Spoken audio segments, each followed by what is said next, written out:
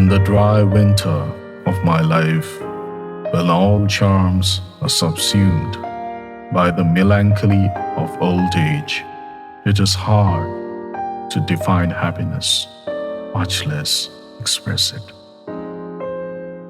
As I take time to balance my uneasy saunter around the front porch, I look up to the night sky while buttressing on the wooden column beside a shrubbery of daisies.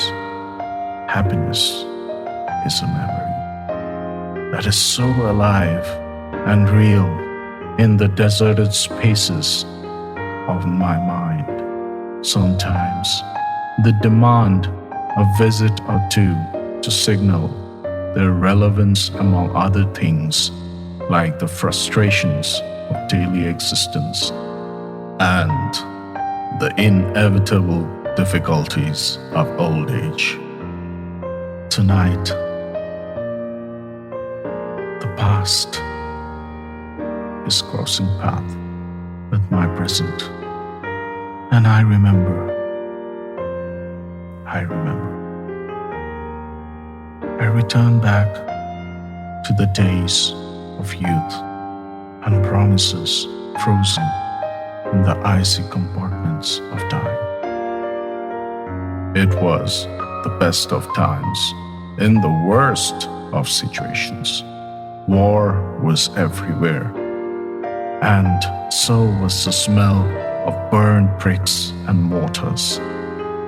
In some places, only the walls survived, and everything else was a smoldering heap of rubbles and debris.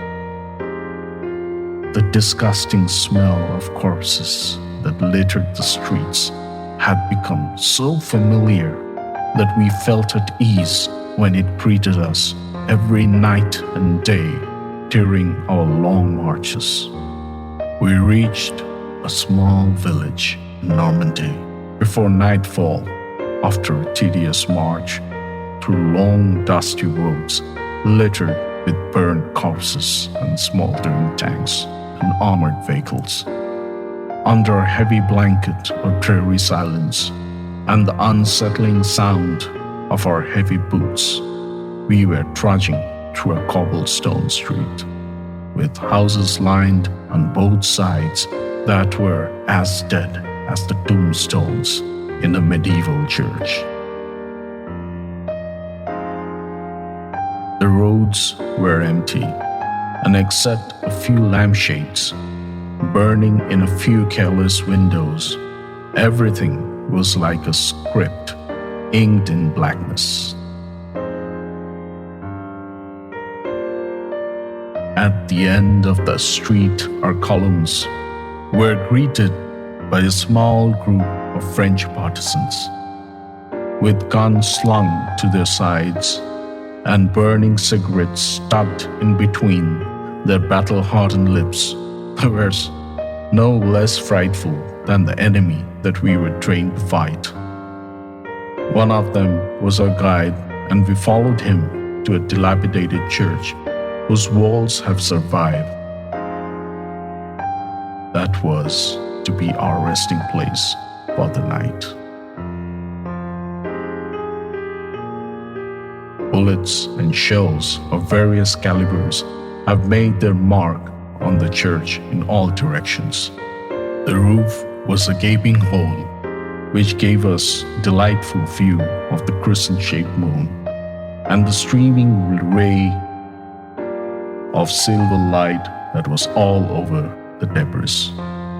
It was mystical, though our mind were never uneasy in the anticipation of some unknown horror. I don't remember when I slept off, but when I looked around, it was the cusp of dawn, and the sky was clearing lazily to make way for the warmth of the sun. In that light, amidst the debris, were a few refugees from some place that was not as lucky as the village that has been our host for the bygone night.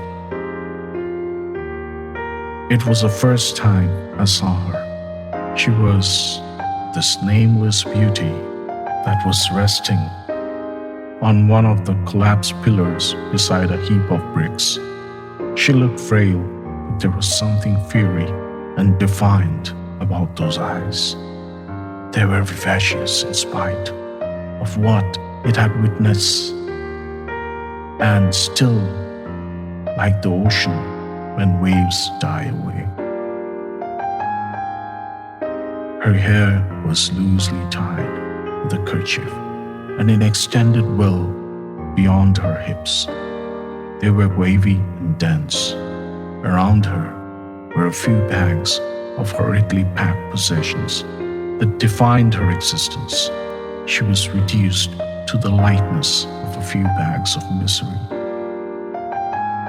and long wait for things to take a favorable turn, for the fields to grow flowers instead of corpses.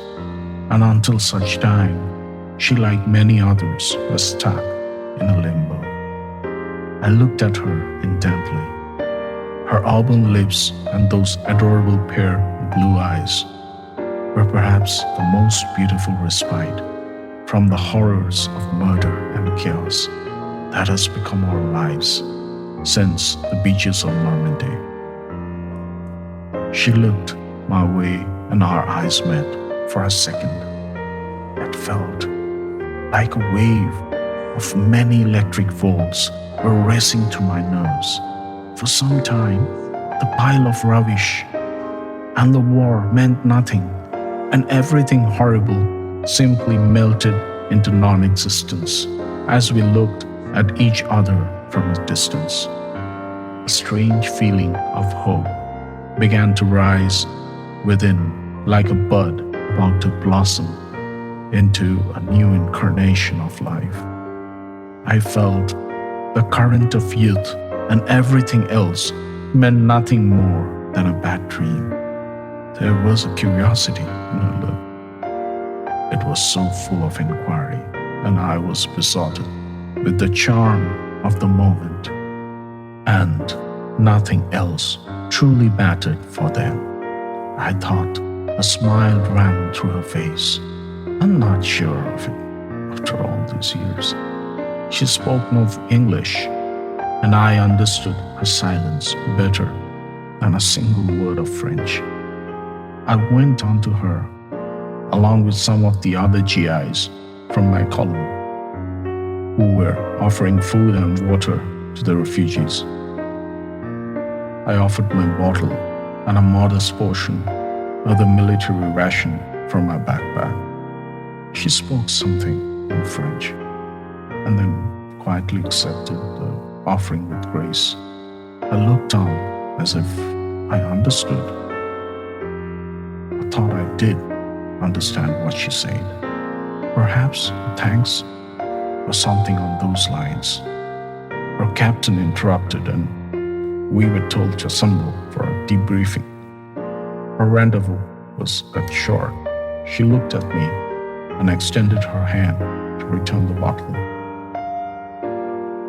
Many years and a lifetime later, when I look at the moonlight tonight, with a chorus of cicadas in the distance, my withered body extends its wrinkled hands to hold that hand which is still young in the reservoir of the past. I still see that lovely face tonight, painted in the night sky, as my gray hair is blown back by the balmy evening breeze, and I look at the moon as if it was just a few moments past that memorable day in the middle of war, horror, and ruins. It was a lotus in its bloom in a pond of filth.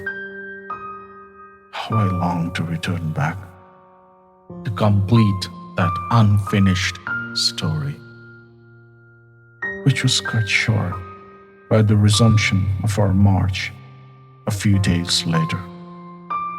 How I long to settle amidst all that confusion and horror only to know her better in the sylvan beauty of French summer and autumns.